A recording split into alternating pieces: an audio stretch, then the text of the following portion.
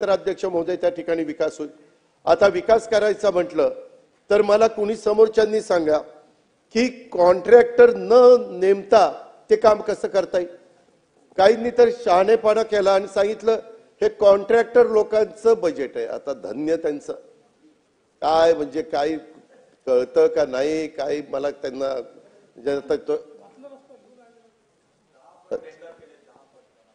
Tender 10 पट दिले तर दाखवा ना की बाबा हे टेंडर असं असताना 10 पट दिलंय, आम्ही त्याची चौकशी करू ना। परंतु उगीच काहीतरी कस काय बरळतात म्हणणार नाही पण बोलतात। अध्यक्ष महोदय मला मुद्दाम सांगितलं पाहिजे एक उदाहरण अध्यक्ष महोदय मी ह्या निमित्तानं राज्याला देतो। रस्त्यांचं जाळं वाढलं तर कंपन्यांच्या उत्पादकतेमध्ये वाढ होते हे सांगायला म्हणजे कुणी शेंबड पोरग देखील ते सांगेल। शेतकऱ्यांच्या वाहतुकीवरचा खर्च त्या ठिकाणी अध्यक्ष महोदय कमी होतो कारण रस्ते चांगले झाले। आता समृद्धी महामार्गावरून अनेक जण जातात, अटल सेतूवरून अनेक जण जातात, वेळेची बचत होते। कितीतरी कोस्टल रोड वरून जातात, बांद्रावरी सिलिंग वरून निघालं तर जिमखाना आपला पोलीस जिमखान्याला आपण 7 मिनिटांमध्ये येतो। कधी कुणी विचार केला होता का? अध्यक्ष महोदय ह्या गोष्टी कराव्या लागतात काळानुरूप। जशा पद्धतीने लोकसंख्या वाढेल, जशा पद्धतीने लोकांची मागणी येईल, काय साधारण बदल केले पाहिजेत हे विजन तर राज्यकर्त्यांचं असलं पाहिजे अध्यक्ष महोदय, तर राज्य पुढे त्या ठिकाणी जाईल। आणि तशा पद्धतीनं इंधनावरील राज्याचा देशाच्या परकीय चलनात बचत, राज्याच्या अर्थव्यवस्थेमध्ये अध्यक्ष महोदय वाढ त्या ठिकाणी होते। मी पुढे येणार आहे की आपलं स्थूल उत्पन्न किती वाढलेलं आहे।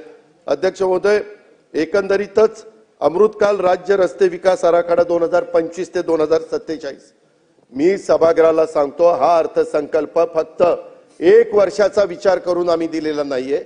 उद्याची 5 वर्ष 2024 ते 29 आणि ती 5 वर्ष अशी आहेत की त्याच्यामध्ये कुणी जरी गमतीनं जरी म्हटलं की अमक्यानी मुख्यमंत्री व्हावा तमक्यानी मुख्यमंत्री व्हावा आम्ही पाठिंबा देतो, अरे तुमच्याकडे माणसंच नाही कशाचा पाठिंबा देतात। 20 टाळकी असताना 15 टाळकी असताना 10 टाळकी असताना नाही मग एक मिनिट एक तसा नाही तुम्ही पण बोलत असताना काही जण का बोलले मी मगाशी पण म्हणालो होतो मी नेहमी सन्माननीय सदस्यच म्हणतो। पहिल्यांदा तुम्ही नव्हता परंतु सन्माननीय सदस्य भास्करराव जाधव आणि मग इतर सगळे सन्माननीय असं म्हणून तेवढं ते सन्माननीय असं नाही। मग तुम्ही पण बोलत असताना काही पण बोलायचं मुख्य। आता हा एक तर तुम्हाला भास्करराव माहिती आहे 5 वर्ष ह्या सरकारला ब्रह्मदेव आला तरी कोणी धक्का लावू शकत नाही। मी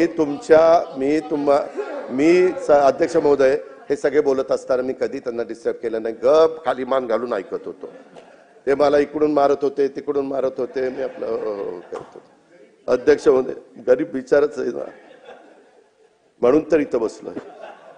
अध्यक्ष महोदय मला विश्वास आहे की एकंदरीतच आम्ही हा अर्थसंकल्प देत असताना आमचा संकल्प विकसित भारत आणि विकसित महाराष्ट्राचं उद्दिष्ट गाठल्याशिवाय राहणार नाही ह्या उत्तराच्या निमित्तानं मी महाराष्ट्रातल्या जनतेला सांगतो।